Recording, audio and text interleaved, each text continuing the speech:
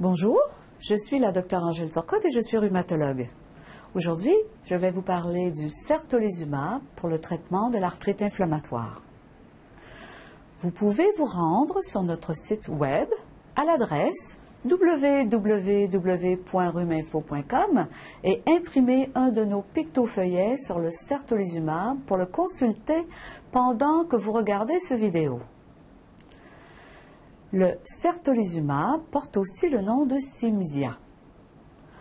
On administre le certolizumab en injection subcutanée une fois toutes les 2 semaines seulement.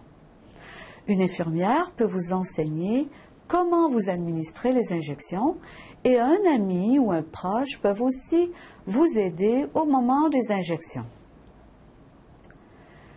Certaines personnes se sentent rapidement mieux après le début du certolizumab, mais il faut parfois un peu plus de temps. Il y a 3 choses à faire lorsqu'on prend du certolizumab.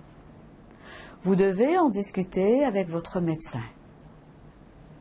Premièrement, le certolizumab peut réduire légèrement votre résistance aux infections.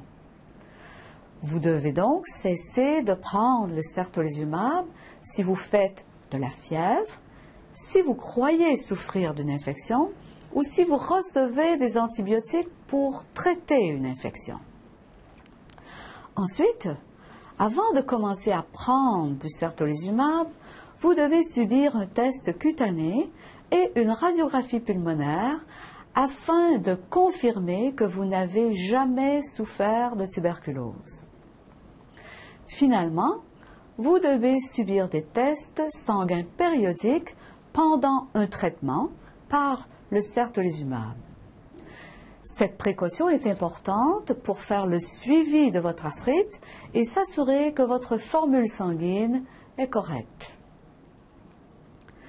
Dans de rares cas, le certolizumab peut provoquer une réaction au site d'injection. Il s'agit généralement de réactions bénignes. Il faut cesser le certolizumab avant une chirurgie.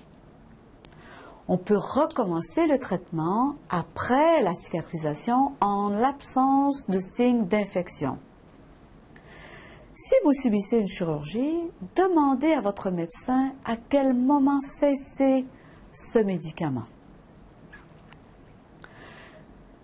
Le certolizumab n'a pas été bien étudié chez la femme enceinte. Informez donc votre médecin si vous êtes enceinte ou si vous planifiez le devenir ou si vous allaitez. Dans de très rares cas, des patients ont présenté des anomalies du système nerveux et du système immunitaire lorsqu'ils prenaient des médicaments comme le certolizumab. Vous devez aborder ces questions avec votre médecin. Finalement, les médicaments comme le certolizumab ont été rarement associés au cancer. Informez votre médecin si vous avez déjà souffert d'un cancer.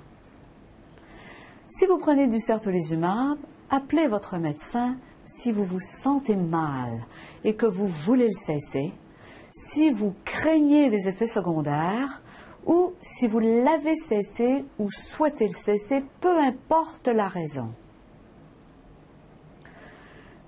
Dans le cas du certolizumab, il y a d'autres raisons spécifiques d'appeler votre médecin.